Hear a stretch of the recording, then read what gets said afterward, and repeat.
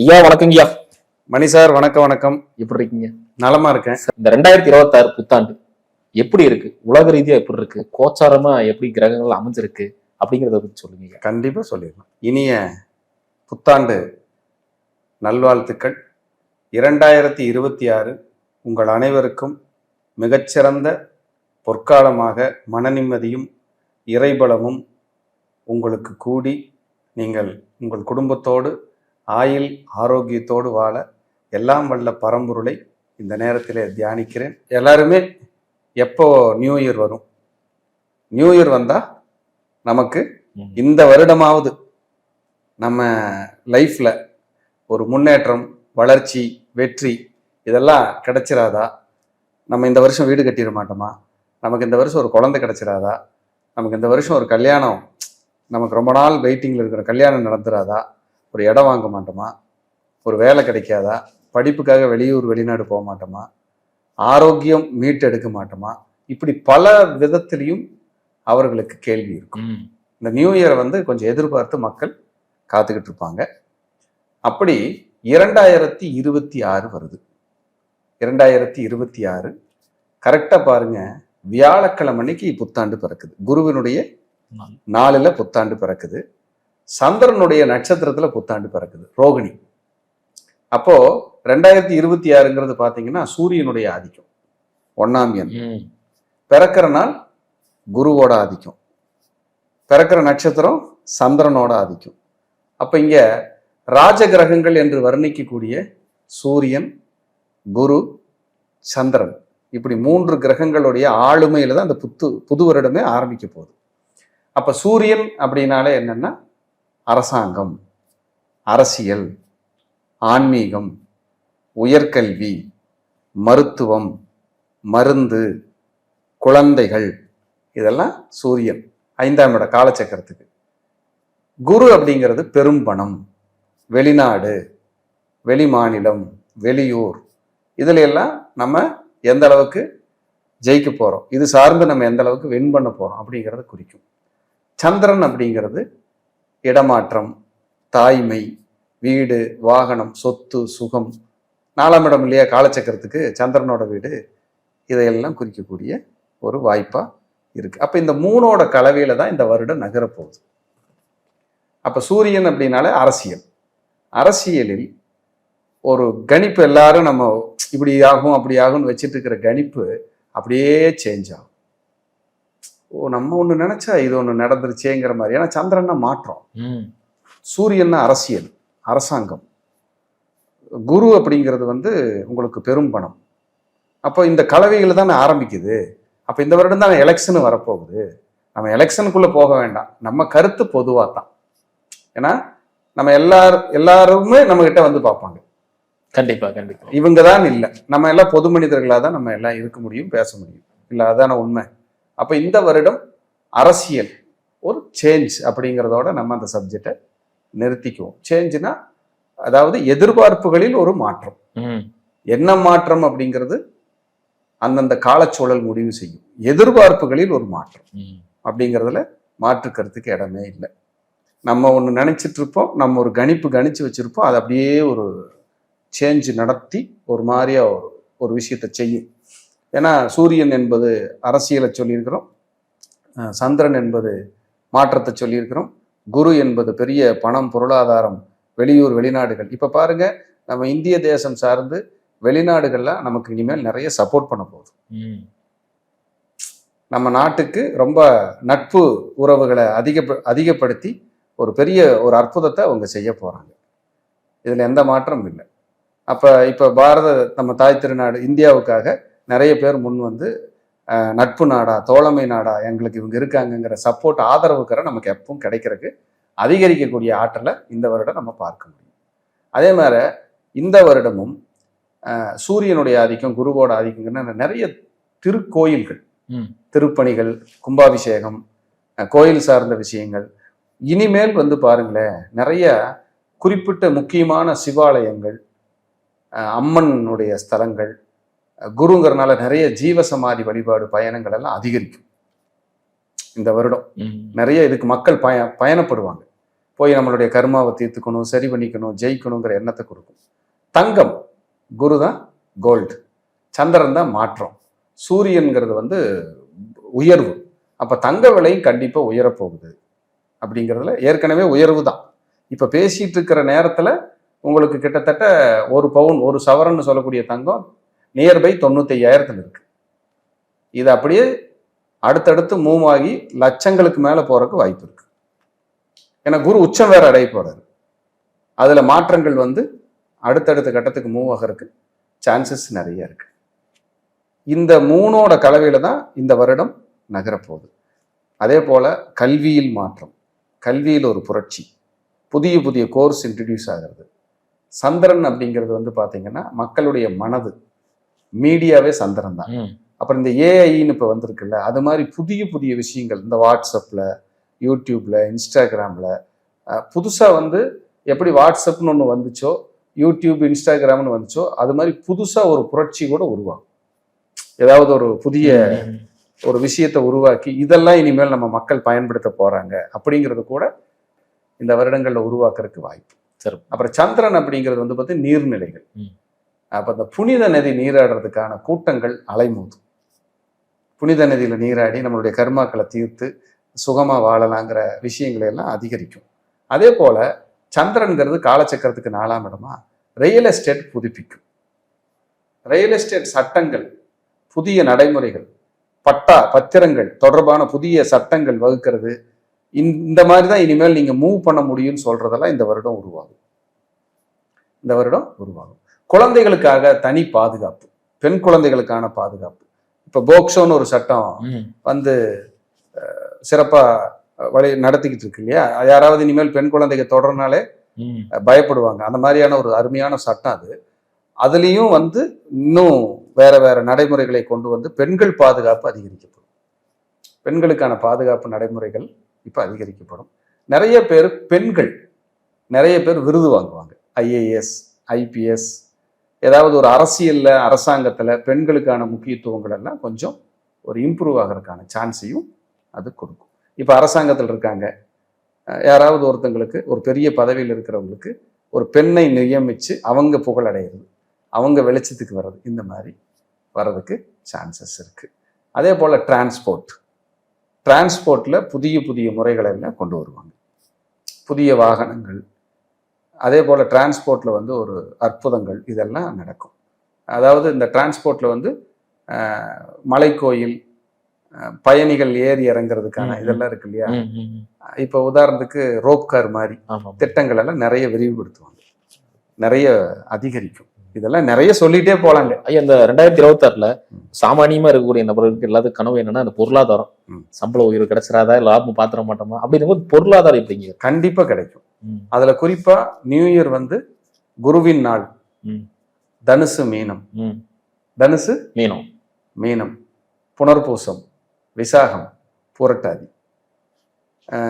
சூரியனுடைய ஆதிக்கம் எண்ணு 2026. அப்ப சிம்மம், கார்த்திகை, உத்திரம், உத்திராடம். அப்ப சந்திரனுடைய நாள் கடகம், ரோகிணி, திருவோணம், ஹஸ்தம். இந்த நட்சத்திரக்காரர்களுக்கெல்லாம் ஒரு விமோச்சனம் உண்டு. இந்த நட்சத்திரக்காரர்களுக்கு ஒரு விமோச்சனம் கட்டாயம் உண்டு. ஏன்னா சூரியன், குரு, சந்திரன் இவங்க ஒண்ணுக்கு ஒண்ணு எல்லாருமே யாருக்கும் பகை கிடையாது, யாருக்கும் பகை இல்லை. அந்த அதுல இதுல புத்தாண்டு பிறப்பிக்குது. இவங்களுக்கு ஒரு விமோச்சனம் கண்டிப்பா கொடுக்கும். இந்த 2026 ஒரு அற்புதத்தை சூப்பரா செய்யும். எனக்கு தெரிஞ்சு கேன்சருக்கான இந்த மெடிசன் இருக்கு இல்லையா, அதுல ஏதாவது ஒரு புரட்சி நடக்கும். ஏன்னா குரு சூரியன் சந்திரன் கூட. அப்ப ஏதாவது ஒரு மருந்து கண்டுபிடிக்க முடியாத, நடைமுறைப்படுத்த இந்த வியாதிக்கு குணப்படுத்த முடியாத ஒரு இத்தனை நாள் வரைக்கும் எதுவுமே கிடைக்கல, நம்ம பண்ண முடியலைங்கிறதுக்கு 2026ல ஏதாவது ஒரு விஷயம் நடக்கிறதுக்கு அதிக சான்ஸ், சொல்யூஷன் கிடைக்கிறதுக்கு வாய்ப்பு இருக்கு. ஏதாவது தவிர்க்கவே முடியாது, ஐயோ இந்த வியாதி அனுபவிச்சுதான் ஆகணும் அப்படின்னா கேன்சர் மாதிரியான வேற ஏதாவது வியாதிகள் இருந்தால் கூட அதுக்கு மருந்து கிடைச்சு குணமாகறக்கோ அல்லது மருந்துகளுடைய விலையில வந்து குறைச்சு மக்களுக்கு பயன்படும் வகையிலேயே அரசு கண்டிப்பா நடவடிக்கை எடுத்து செய்வாங்க. மத்தியிலையும் சரி மாநிலத்திலும் சரி ஏதாவது ஒரு முயற்சிகள் நடக்கும். குறிப்பா அரசாங்க மருத்துவமனைகள் இம்ப்ரூவ் ஆகும். அரசாங்க மருத்துவமனை. இந்த எய்ம்ஸ் மாதிரியான மருத்துவமனைகள்லாம் இருக்கு இல்லையா, பெரிய பெரிய ம். இதெல்லாம், அதெல்லாம் வந்து டெவலப் ஆகும். சிறப்பு. நம்ம தமிழக அரசு கூட நம்மளுடைய நிறைய இடங்கள்ல அரசு மருத்துவமனைகளை விரிவுபடுத்தி ம். அதை வந்து மல்டி ஸ்பெஷாலிட்டி ஹாஸ்பிட்டல் மாதிரி பிரம்மாண்டப்படுத்தி அடுத்த கட்டத்துக்கு கொண்டு போற நடவடிக்கைகள் இந்த பிரபஞ்சம் நமக்கு கொடுக்கும். சிறப்புங்க. ஏன்னா அது கூட அவங்களுக்கு நல்ல ஒரு மூவா இருக்கும் மக்களுக்கு. ஏன்னா மருத்துவம் வந்து மக்களுக்கு ரொம்ப முக்கியம் இல்லையா. அதெல்லாம் இந்த மாதிரி 2026 ஒரு புதுப்பிச்சு அது நடைமுறைக்கு கொண்டு வரக்கான சாத்தியங்களை நிச்சயமா அந்த பிரபஞ்சம் எல்லாருக்கும் சப்போர்ட் பண்ணணும். ஏன்னா யாருமே நோய் இல்லாத வாழ்வு வாழணுங்கிறது தான் என்னுடைய வாழ்த்து. ஐயா அதே மாதிரி பாத்தீங்கன்னா அக்ரிகல்ச்சர், விவசாயம் எப்படிங்க? 4ஆம் இடம் தான் கால்நடை விவசாயம். குரு சூரியன்லாம் இருக்குது. இந்த தடவை வந்து இந்த பால் சம்பந்தமான இது விவசாயிகளுக்கு மாடு பால் விலையெல்லாம் கொஞ்சம் உயர்ந்து அவங்களுக்கு கொஞ்சம் நன்மை நடந்து, ஏன்னா மக்களுக்கு அது ஒரு வகையில சின்ன சுமை வந்தா கூட ஆனா விவசாயிகள் நல்லா இருப்பாங்க கண்டிப்பா. ஏன்னா அவங்க காலையில 2 மணிக்கு எந்திரிச்சு பால் கறந்து மக்களுக்கு கொண்டு போய் வீடு வீடா விநியோகம் பண்ணி எத்தனை கஷ்டப்படுறாங்க. ஸோ அவங்களுக்கு இது ஒரு விமோச்சன காலமாக இருக்கும். அதே போல விவசாயிகளுக்கு விவசாயம் மழை பெஞ்சு நல்ல செழிப்படையும். ஏன்னா சந்திரன் ரோகிணிங்கிறது சந்திரன், மலைக்கானவரே சந்திரன் தான். குருங்கிறது வந்து செழுமை, சூரியன்கிறது வந்து வளர்ச்சி. அப்ப மழை பெஞ்சு விவசாயமும் இந்த ரியல் எஸ்டேட்டும் விவசாய பூமிகளும் செழிப்பா இருக்கும் அப்படிங்கிறது என்னுடைய பொது கருத்தை முன்வைக்கிறேன். இது யாருக்காகவும் யாரையும் சார்ந்து குறிப்பிடுகின்ற எந்த கருத்தும் இல்லைங்கிறத இந்த நேரத்துல பதிவு பண்ணி இது பொதுவான பலனா நம்ம பேசிடுவோம். ஐயா இப்ப நம்ம ஒவ்வொரு ராசிக்கான பலன்களை வந்து நம்ம பார்த்துடலாம் ஐயா. ரிஷப ராசிக்கு இந்த 2026 எப்படி இருக்க போகுது அப்படின்னு சொல்லுங்க. கண்டிப்பா ரிஷபராசி அன்பர்களுக்கு இனிய 2026 புத்தாண்டு நல்வாழ்த்துக்கள். 2026 பிறக்க போகும்போது எல்லாரும் ஈகரா வெயிட் பண்ணிட்டு இருப்பாங்க. இந்த ரிஷபராசிக்கு இந்த புத்தாண்டு அவங்க ராசியில் இருக்கிற நட்சத்திரத்துல தான் பிறக்குது. நிறைய இடமாற்றம், ஊர் மாற்றம், வாகன மாற்றம், வீடு மாற்றம், இதெல்லாம் இவங்களுக்கு சக்சஸ், இதெல்லாம் இவங்களுக்கு பலம். இவங்களுக்கு கோச்சாரத்துல குரு ஜூன் வரைக்கும் 2ஆம் இடத்துல இருப்பார். வருமானத்துக்கு குறை கிடையாது. 11ஆம் இடத்துல இந்த வருடம் முழுவதும் சனி இருப்பார், சூப்பர். 10ஆம் இடத்துல ராகு இருப்பார் இந்த வருடம் முழுவதுமே. டிசம்பர்ல தான் கடைசியில பயிற்சி, அதுவும் சூப்பர். அப்போ கோச்சார குரு கிட்டத்தட்ட உங்களுக்கு ஜூன் வரைக்கும் இருப்பார், 6 மாசம் இருப்பாருங்களா 2ஆம் இடத்துல. அதுக்கப்புறம் கோச்சாரத்துல சனியும் உங்களுக்கு 11ஆம் இடத்துல இருப்பார், அது இந்த வருடம் முழுவதும் இருக்காரு. ராகுவும் இந்த வருடம் முழுவதும் இருக்காரு, டிசம்பர்ல மட்டும்தான் வெளியேறாரு. அப்ப இவங்க ரிஷபராசி அன்பர்களுக்கு இந்த 2026 பலாபலன்கள் உண்மையிலேயே சூப்பர் தான். பயப்பட வேண்டிய அவசியம் இல்லை. ஆனா இவங்க எங்க பயப்பட்டுக்கிட்டு இருப்பாங்கன்னா, இவங்களோட அஷ்டமாதிபதி குரு, இவங்களுடைய அஷ்டமாதிபதி அவரு அந்த லக்னத்துக்கு மாரகஸ்தானத்துல உச்சமடை போறாரு.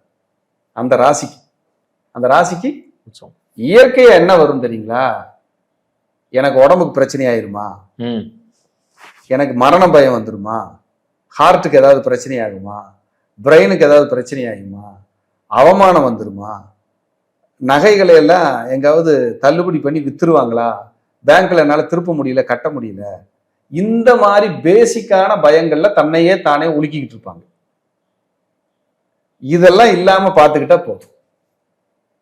ஏன்னா நீங்க என்ன கஷ்டப்பட்டாலும், நீங்க எவ்வளவு நெருக்கடியில் இருந்தாலும் உங்களை காப்பாத்துறதுக்குனே தான் 11ஆம் இடத்துல சனி உட்கார்ந்துருக்காரு, 10ஆம் இடத்துல ராகு உட்கார்ந்துருக்காரு, ஜூன் வரைக்கும் குரு 2ல் இருக்காரு. அதுக்கப்புறம் ஒரு 6 மாசம் உங்களுக்கு இந்த குரு அங்க வரப்போறாரு. எங்க 3ஆம் இடத்துக்கு உச்சம் பெற போறாரு. எப்பவுமே 3ஆம் இடத்துக்கு குரு வர்றது நல்லது அல்ல. ரிஷபராசிக்கு 3ஆம் இடத்துக்கு குரு வர்றது நல்லது அல்ல. இருக்கிற இடம் தான் உங்களுக்கு டிஸ்டர்ப். பாக்குற இடம்னு ஒண்ணு இருக்கும்ல, அவர் எங்க பாத்துறாரு? லாபஸ்தானத்தை பாப்பாரு. எங்க பாப்பாரு? லாபஸ்தானத்தை, 7ஆம் இடத்தை, 9ஆம் இடத்தை பாப்பாரு. அப்ப குரு பார்க்க கோடி தோஷ நிவர்த்தி. 7ஆம் இடம்ங்கிற நிவர்த்தி, 7ஆம் இடம்ங்கிற மனைவி, 7ஆம் இடம்ங்கிற கூட்டாளி, 7ஆம் இடம்ங்கிற 2வது குழந்தை, 7ஆம் இடம்ங்கிற வெளிநாடு, 7ஆம் இடம்ங்கிற சம்பந்தி, 7ஆம் இடம்ங்கிற பொது சேவை, இங்க எல்லாம் பாத்துறாரு. 9ஆம் இடம் வெளிநாடு போய் உயர்கல்வி, PhD, அரசு பதவி, அரசு பணி, ப்ரமோஷன், சம்பள உயர்வு, முன்னேற்றம், இங்க பாக்குறாரு. இது கிஃப்ட். 11ஆம் இடமான லாபம். நீ என்ன கஷ்டம் வேணாலும் படு, கடைசியில் ஒரு சந்தோஷத்தை நான் கொடுத்துருவேங்கிறாரு. அப்ப ரிஷபராசிக்கு ஸோ டோன்ட் ஒரி. நடக்கக்கூடிய தசாபுத்திகளும் நீங்க பிறக்கும் போது உங்க ஜாதகத்துல கோச்சார கிரகம் இருக்கும்ல, அந்த கிரகத்தையும் அனலைஸ் பண்ணி தான் நீங்க முடிவுக்கு வரணும். இந்த புது வருட பலன்கிறது பேசிக்கா ஓகே, நாட் பேட். உங்களோட தசாபுத்தின்னு ஒண்ணு நடந்துகிட்டு இருக்கும். இப்ப ரிஷப ராசிக்காரங்களுக்கு குரு திசையே நடந்துட்டு இருக்குன்னு வச்சுக்கோங்க. இந்த குரு பெயர்ச்சி இருக்குல்ல, வருது இல்ல, அது என்ன செய்தின்னு கேட்கும். இந்த விட ரிஷப ராசிக்காரங்களுக்கு குரு திசை நடந்துகிட்டு இருக்கு. ஏன்னா ராசிக்கு 8 குடையவன், ராசிக்கு 8 குடையவன் ரிஷப லக்னமாவே இருக்குதுன்னு வைங்க, இன்னொரு உழுக்கும். அப்ப எல்லாமே நல்லதுன்னு சொல்ல முடியாது, கெட்டதுன்னு நீங்க சொல்லிட முடியாது. நியூட்ரலா இருக்குங்க. அதுல பலமும் இருக்குன்னு சொல்ல வர. நீங்க நல்லது கிட்டத்தை பிரிச்சுதான் நம்ம பார்க்கணும். புகழ்ந்துகிட்டே இருக்க முடியாது. ஐயா உங்களுக்கு சூப்பர், உங்களுக்கு பொருளாதாரம் வரும், பணம் வந்துடும். ஆளுக்கு பலன் கிடையாது, கோளுக்கு தான் பலன். கோள்களுக்கு தான் நம்ம பலன் சொல்லணும், ஆளை பார்த்துட்டு பலன் சொல்லக்கூடாது. ஒருத்தர் BMW வந்துட்டாரு, ஒருத்தர் பெரிய பதவியில் இருக்காருங்கிறதுக்காக புகழ்ந்துடக்கூடாது. அது பணத்துக்காக செய்யற வேலை. நடந்து வந்தாலும் சைக்கிள்ல வந்தாலும் பிளைட்ல வந்து இறங்கினாலும் சரி, கட்டம் என்ன சொல்லுது, கிரகம் என்ன சொல்லுது, பாவகங்கள் என்ன சொல்லுது, கோச்சாரம் என்ன சொல்லுது, இதை தாண்டி ஜோசியர் ஒருத்தர் பார்த்துட்டாருன்னா அந்த ஜோசியர் ஃபீல்ட் அவுட் ஆயிடுவார், இருக்க முடியாது. ஏன்னா எது நடக்காது. ஒரு 3 வருஷத்துக்கு வேணா தொடர்ந்து சேர்ந்தா அப்படி வண்டி ஓடிக்கலாம், அப்படியெல்லாம் ஓடக்கூடாது. பெரிய ஆளா வரணும், பெரிய உயரத்தில் இருக்கிறோங்கிறதெல்லாம் கணக்கு இல்லை. சறுக்காம வண்டி ஓடுதா, நல்ல கரெக்டா கொண்டு போயிட்டு இருக்கிறோமாங்கிறதா மெயின். அப்ப ரிஷப ராசிக்காரர்களுக்கு பொதுவாகவே சந்திரன் உச்சமாகிற இடமா கற்பனை ஜாஸ்தி. அது குருவெல்லாம் என்ன பண்ணுவார்னா பேராசைய டன் கணக்குல தூண்டுவார். நீ எல்லாம் சும்மா இருக்கலாமா, ஒரு 10 கோடி லோனை போடு, ஓடி வாங்கு, அதை வாங்கி ஆடி வாங்கு, இப்படித்தானே ஓடிட்டு இருக்கோம். உங்க சக்தி என்ன, உங்க குணம் என்ன, உங்க கிரகம் என்னன்னு உணர்ந்து செயல்படுங்க. நீங்க ரிஷபராசிக்காரரா இருந்து நீங்க பிறக்கும் போது ராகு கும்பத்திலேயே இருக்குது, இப்ப ராகு மேலேயே வந்திருக்குன்னு வைங்க, இங்கதான் உங்களுக்கு ஆப்பு வைப்பாரு. நீங்க ரிஷபராசிக்காரரா இருந்து கடகத்துல குரு வர்றாரு, அங்க கேது உட்கார்ந்து இருக்குதுன்னு வைங்க, இங்கதான் மீளாத கடன், மாளாத கடன், மீளாத துயரத்தை கொடுக்க போறாருன்னு அர்த்தம். ஒரு நகை இல்லாம கடனாளி ஆக்கிடும், அடமானம் வைக்க வச்சிடும். இதெல்லாம் நம்ம உங்க கோச்சாரத்தையும் நம்ம பார்த்துக்கணும். சார் கோச்சாரம்ங்கிறது சாதாரண விஷயம் இல்லைங்க, ரொம்ப யுனிக்கா நம்ம கோச்சாரத்தை தான் வாட்ச் பண்ணணும். ஒவ்வொரு கோச்சாரத்திலையும் ஒவ்வொருத்தருடைய சாம்ராஜ்யத்தையே அசைச்சு பார்த்துரும். நம்ம எதுக்கு கோச்சார கிரகங்களை வாட்ச் பண்ணிட்டே வர, சந்திராஷ்டமம் தண்ணிக்கு ஏன் நம்மளை பாடா படுத்துது, 8ஆம் இடத்துல போகுது இல்ல. நம்ம என்ன சந்திராஷ்டமம்ல என்ன பண்ணிருன்னு பேசுவோம். நிறைய பணம் வச்சிருக்கிறவங்களுக்கு 1 லட்ச ரூபா போனா கவலை இல்லை, நிறைய பிரச்சனையோடவே இருக்கிறவங்களுக்கு சந்திராஷ்டமம் ஒன்றும் பண்ணாது. அவ்வளவுதானே, வண்டி தானே, அதுதான் பஞ்சராச்சு அப்படின்னு போயிடுவாங்க. ஏன்னா பழகிட்டாங்க, எனக்கு இப்படி நடந்து பழகியாச்சு. அப்போ அந்த கோச்சாரத்துல ராகு கேது பயிற்சி, சனி பயிற்சி, குரு பயிற்சி மெயினா நீங்க வாட்ச் பண்ணணும். அவங்க ரிஷபராசிக்காரங்களுக்கு அந்த குரு பயிற்சி யாரு மேல வருதுன்னு பார்க்கணும். இப்போ உதாரணத்துக்கு 1980 பிறந்தவங்களுக்கு அந்த குரு வந்து ராகு மேல வரப்போறாரு. ரிஷபராசிக்காரங்களுக்கு ராகு தான் வந்து பிரம்மாண்டம், குரு பணம். இந்த பணத்தை கொண்டு போய் இந்த ரிஷபராசி அன்பர்கள் கடகத்துல ராகு இருக்கிறவங்களுக்கு ஆட்டோமேட்டிக்கா லாக் பண்ண போறாங்க பணத்தை. குழந்தைகளுக்கு ஹெல்த் இஷ்யூஸ் வரப்போகுது, குழந்தைகளுக்கு ஹெல்த் இஷ்யூஸ் வரப்போகுது, பணத்தை லாக் பண்ண போறாங்க. அன்வான்ட் முதலீடு தேவையில்லைன்னு சொல்லுவேன். இந்த காலத்துல கம்முன்னு இருங்கன்னு நான் சொல்லுவேன். ஏன்னா பணம் போய் லாக் ஆயிடும், கொடுக்க மாட்டாங்க. பார்ட்னர்ஷிப்ல பண்றதுங்க ஆகாது, ஒரு போராட்டத்தை கொடுக்கும். ரிஷபராசிக்காரங்களுக்கு 7ஆம் அதிபதியே 12ஆம் அதிபதி, பார்ட்னரால விரயத்தை சந்திக்காத ரிஷபம் உண்டா என்ன? இப்ப மனைவி கல்யாணம் பண்ணிட்டு வர்ற மனைவியாலேயே உங்களுக்கு வீண் விரயம் இருந்துட்டு இருக்கும், இல்லாமையெல்லாம் வாழ விடாது. மனைவி சைடு கொடுத்துட்டு இருப்பாங்க, மனைவிக்காக செலவு செஞ்சுட்டு இருப்பாங்க. வீண் விரயம்ங்கிறது மருத்துவ செலவையும் சேர்த்தே தான் சொல்றேன், அதையும் விரயத்தை கொடுத்துட்டு தான் இருக்கும். அப்ப இந்த 2026ல குருவினுடைய பயிற்சி சாதகம் இல்லை. ஜூனுக்கு மேல நான் சொல்றேன், ஜூன் வரைக்கும் டிக் ஓகே. அப்ப சாதகம் இல்லைன்னா என்ன, ஆனா அவர் பார்க்கிற இடம் பலம் பாசிட்டிவா இருக்கு. அப்ப இந்த பீரியட்ல உங்களை கீழே சறுக்காது, கீழே தள்ளாது, ஆனா கீழே தள்ளுற மாதிரி பாவனை காட்டும். அங்க உங்க கோச்சார கிரகங்களை வச்சுதான் நீங்க விழுவீங்களா இல்ல விழுகிற மாதிரி போயிட்டு மறுபடியும் எந்திரிச்சு உட்கார்ந்துக்குவீங்களான்னு நம்ம பார்த்துக்க முடியும். அதுதான் உங்க வீட்டு அருகில் இருக்கிற உங்களுக்கு தெரிந்த குடும்ப ஜோதிடரிடம் காட்டி உங்களுடைய பலாபலன்களை சிறப்பாக தெரிந்து கொள்ளுங்கள். தெரிந்து நல்ல ஒரு பரிகாரம் எடுத்துக்கிட்டு நல்ல ஒரு ரிலீஃப் கிடைச்சா நல்லது. இப்ப உதாரணத்துக்கு ரிஷபராசிக்காரங்களுக்கு இப்ப குரு வர்றாரு, கடகத்துல யாருக்காவது ராகு இருக்கு அப்படின்னா உடனே ஜீவசமாதி வழிபாட்டுக்கு கிளம்பிடணும். குரு ராகு ஜீவசமாதி வழிபாடு ஆத்மார்த்தமா போய் உட்கார்ந்து நல்ல பிரேயர் பண்ணிட்டு மனசார வழிபட்டுட்டு வந்தாங்கன்னா பிரச்சனை இருக்கிற இடம் தெரியாம போயிடும். அப்பாடா நிம்மதியா இருக்கேன் சார், எனக்கு ஒரு இம்ப்ரூவ்மெண்ட் எல்லாம் இல்லை, ஆனா பீஸ்ஃபுல்லா இருக்கேன், டெய்லி அன்றாட நடக்கக்கூடிய பணிகள் எனக்கு நடந்துகிட்டு இருக்கு, நான் ஹாப்பியா தான் சார் இருக்கேன் அப்படிங்கிற லைஃபை கொடுத்துரும். இப்ப ரிஷபமே ரோகிணியில பிறக்குது, ரோகிணி நட்சத்திரமே ரிஷபத்துல தான் இருக்குது. அந்த நாள்ல தான் நியூ இயரும் பிறக்குது. நீங்க கிருஷ்ணர் வழிபாடு எடுத்துக்கங்க. கிருஷ்ணர் வந்து எல்லா கஷ்டத்தையும் கடந்து வந்தவர். யாரெல்லாம் கஷ்டப்படுவாங்களோ அவங்களுக்கெல்லாம் துணை நின்றவர். அப்ப ரிஷபத்தில் ரோகிணியில பிறக்கிறதுனால ரிஷபராசி அன்பர்கள் நேரா போய் கிருஷ்ண பரமாத்மாவை, ஏன் குருவாயூர் கூட போயிட்டு வாங்க, போய் ஆத்மார்த்தமா வழிபாடு பண்ணிட்டு பிரார்த்தனை வச்சுட்டு வந்தீங்கன்னா இந்த 2026 நல்லா இருக்கும். அதே போல படிக்கிற மாணவர்களுக்கு, வெளிநாடு வெளியூர் வெளிமாநிலம் சென்று படிக்கிறவங்களுக்கு ப்ரமோஷன் தடை, குழந்தை பாக்கிய பிரச்சனை, குழந்தை இல்லாதவர்கள், புதுசா கல்யாணம் ஆகணும்னு நினைக்கிறவங்க, 2வது குழந்தை பெற்றுக்கணும்னு நினைக்கிறவங்க, அப்பா வழியில் இருக்கிற பிரச்சனை தீரணும்னு நினைக்கிறவங்களுக்கு இது சாதகமான காலம். ஒரு வாகனத்தை வாங்கலாம், வீடு வாங்கலாம், இடம் வாங்கலாம், நிலம் வாங்கலாம். இதெல்லாம் ரிஷபராசி கட்டாயம் கொடுத்து ஒரு விமோச்சனத்தை கொடுத்து ஒரு மூவ் பண்ணி கொடுத்துரும். So don't worry. ஆனா போன வருஷத்தை விட இந்த வருஷம் ஒரு முன்னேற்றம் இருக்கு, கட்டாயம் உண்டு, நிச்சயமா உண்டு, அதுல எந்த மாற்றமும் இல்லை. இதுல அவங்களுடைய சுயஜாதகமும் அவர்களுடைய தசாபுத்தியும் அந்த கோச்சார கிரகங்கள் அவங்களை எப்படியெல்லாம் தாக்குது அட்டாக் பண்ணுதுங்கிறது பார்த்து தான் நீங்க முடிவுகள் எடுக்க. கண்டிப்பா இதை நம்ம வந்து ஸ்ட்ராங்காவே சொல்லிடுறோம். 12 ராசிக்கு இதுதான். இப்படி இருந்துட்டாங்கன்னா தப்பு வராது. அனைவருக்கும் நல்லது நடக்கணும். நான் எல்லாம் வல்ல பரம்பொருளை வேண்டிக்கிறேன். நன்றிங்க. நன்றி. வாழ்க வளமுடன்.